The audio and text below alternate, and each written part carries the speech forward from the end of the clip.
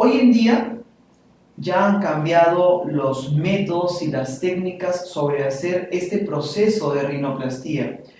Hay que entender que la rinoplastía es la primera cirugía realizada en el Perú.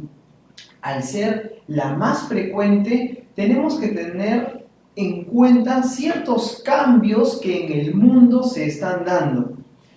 Por ejemplo, antes no tomábamos en cuenta cuán importante era la anatomía y conservar estos parámetros.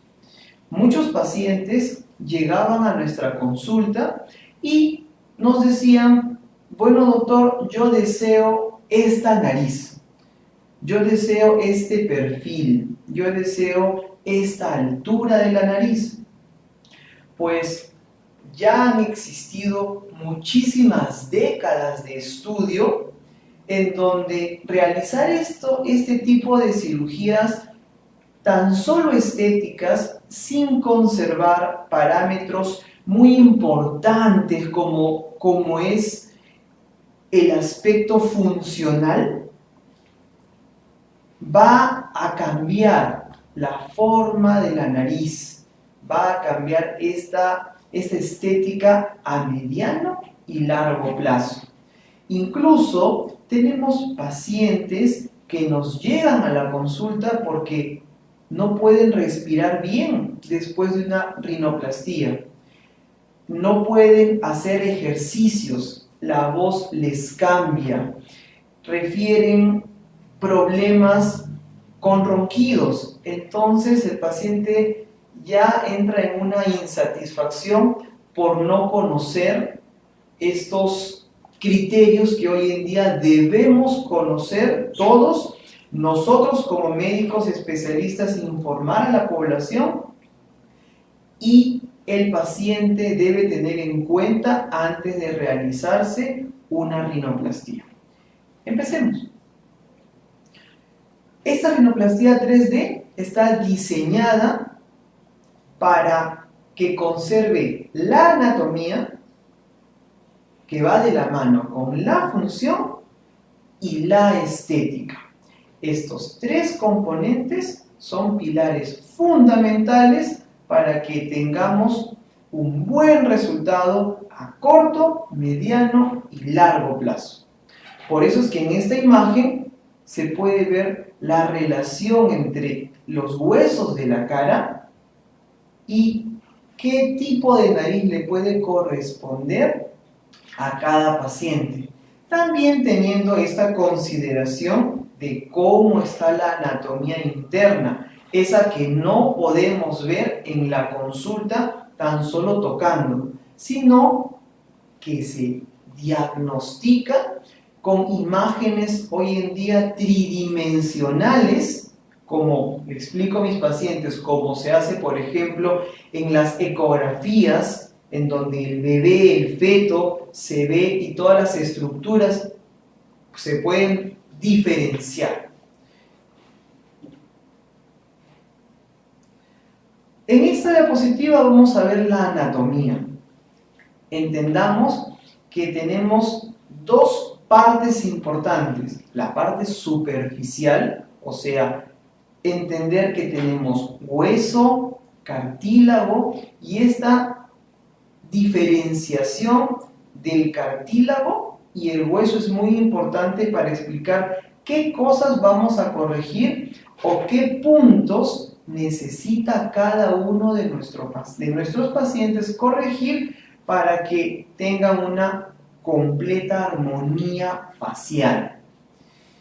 Hay pacientes que tienen el dorso nasal, ¿sí?, que es la jiba muy ancha, la punta muy ancha o la punta muy caída. Entonces, estos aspectos nosotros orientamos en la consulta a nuestro paciente y le enseñamos cómo vamos a hacer estos cambios. Aquí, por ejemplo, antes se solía pedir una placa radiográfica e incluso habían muchísimos lugares en donde ni siquiera pedían una placa radiográfica. Y es muy importante porque ni siquiera tenían esta consideración anatómica. Hoy en día nosotros educamos a nuestros seguidores y a nuestros pacientes a que esta imagen sea una imagen tridimensional, una tomografía, porque esta tomografía nos va a decir científicamente y objetivamente dónde está el problema funcional, si es que existiera, y cómo nosotros como cirujanos plásticos y estéticos podemos abordar y vamos a hacer estos cambios para que tenga relación con la armonía del rostro.